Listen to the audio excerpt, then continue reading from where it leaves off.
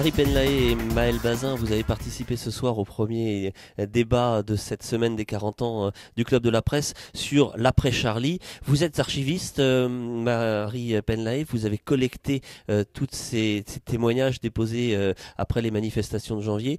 Vous allez pouvoir les porter à plus grande connaissance. Vous nous avez annoncé ce soir qu'il y avait un accord avec l'université de Harvard pour pouvoir partager avec le plus grand nombre à l'international le fruit de ces collectes.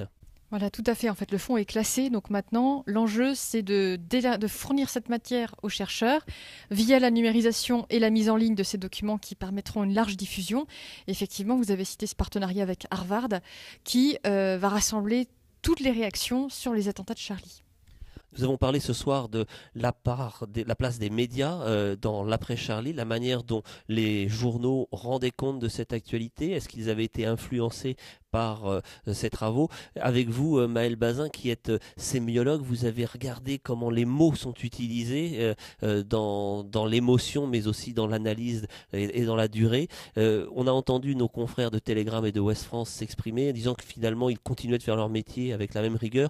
Vous qui regardez l'usage des mots par le grand public, vous avez senti quand même un moment très fort dans ces premiers jours de janvier.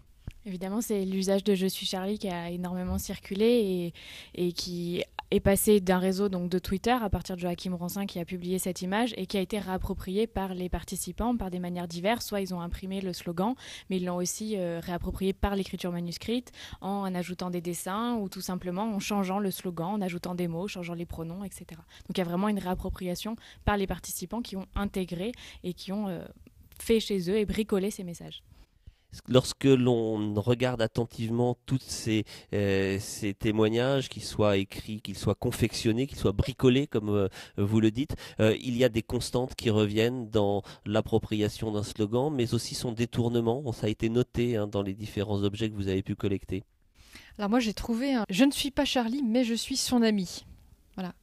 Donc, je trouve une expression nuancée, forte, et qui dit quelque chose d'une personne qui ne veut pas reprendre complètement à son compte ce message, mais qui témoigne quand même de sa solidarité avec les victimes. Vous souhaitez ajouter peut-être un point? On a énormément discuté ce soir autour de toutes ces notions de valeur, de vivre ensemble, de hiérarchie de l'information. Ce sont des sujets d'étude pour vous en tant que professionnel justement de ces observations. Oui, tout à fait. Ce qui est intéressant avec Je suis Charlie, c'était justement que la signification n'était pas fixe. En fait, elle est évolutive et chacun, en fonction de ses valeurs, a réussi à se la réapproprier. Donc, c'était possible de dire à la fois Je suis Charlie, en tant que je défends les personnes qui ont été tuées et je leur rends hommage. Et en même temps, je ne suis pas Charlie, c'est-à-dire je n'adhère pas à la ligne éditoriale. Donc, il y avait une capacité pour le public de se réapproprier ce slogan, évidemment. Une dernière question, dans le débat ce soir, certains participants ont souligné que les médias traditionnels étaient un petit peu à la traîne par rapport aux réseaux sociaux très réactifs dès les premières heures des attentats et dans le suivi de l'organisation des manifestations. Quel regard portez-vous justement sur le rôle des médias traditionnels ? Alors moi, je travaille pas essentiellement sur les réseaux sociaux, mais évidemment, ça a été publié sur les réseaux sociaux. En 24 heures, il y a eu 3 millions de tweets de ce visuel de Joachim Ronsin. Donc c'est essentiel, les réseaux sociaux ont une part très importante, notamment Facebook, que ce soit pour l'annonce des rassemblements, mais les médias ont évidemment toute leur part, les médias traditionnels dans ces rassemblements aussi, puisqu'on a pu le voir pendant cette heure et demie, qu'ils ont aussi appelé à aller manifester et certains ont même proposé le visuel de Joachim Ronsin pour qu'ils puissent y aller avec ce visuel. Et Marcel Kivigère, directeur de la rédaction du Télégramme, nous a expliqué comment son média, comme la plupart des médias régionaux nationaux, avait bouleversé leur organisation et leur une en adoptant des codes particuliers pour couvrir cet événement hors norme. Oui, tout à fait. Donc, événement hors norme, réponse hors norme. Les médias ont une rupture. Il y a eu des heures et des heures de hors JT qui ont été faits sur les antennes télévisées.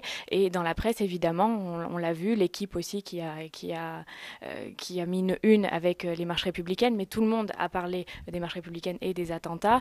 Et on a vu des encarts, Je suis Charlie, des ruptures en termes publicitaires. Les publicités étaient enlevées des unes, etc. Donc oui, une sorte de pause, on va dire, dans le processus normal. Merci beaucoup à toutes les deux pour votre participation.